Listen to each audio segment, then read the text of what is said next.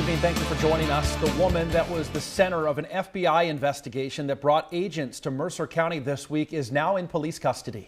Rachel Powell is a mother of 8 and turned herself into authorities in Newcastle and then was transported to a Butler County prison. Aaron Simonek joins us from Sandy Lake with more on the charges the 40-year-old woman is facing. Aaron. Good evening. Just hours ago, Rachel Powell's attorney asked for a continuance on the arraignment that was supposed to happen earlier this afternoon because they had not had a chance to speak with Powell prior to the arraignment.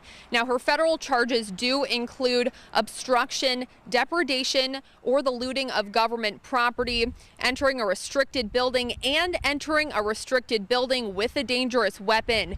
Now, she will remain in custody for the time being, and if she's convicted, she could face up to 47 years in prison. Powell could also face fines for more than $500,000. On top of that, up to 7 years supervised release. Now, Powell will be back in court next Tuesday, February 9th. Reporting in Sandy Lake with more local news, I'm Aaron Simonek.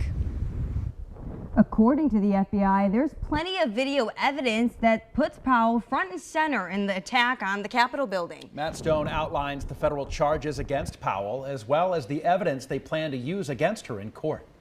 A federal affidavit outlines the case against Rachel Powell, who they say was identified following an anonymous tip sent into the FBI soon after the January 6th incident at the Capitol.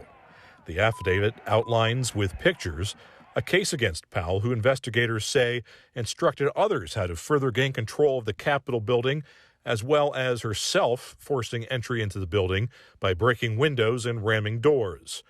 Powell is charged with obstruction, depredation, or the looting of government property, entering a restricted building, and entering a restricted building with a dangerous weapon. In the affidavit, FBI investigators show pictures who they believe to be Powell as the woman in the pink hat holding a bullhorn and clearly giving detailed instructions about the layout of the Capitol building.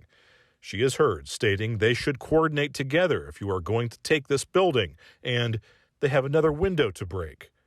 Law enforcement also identified photos and videos of Powell using a large pipe device to breach windows of the Capitol to gain access.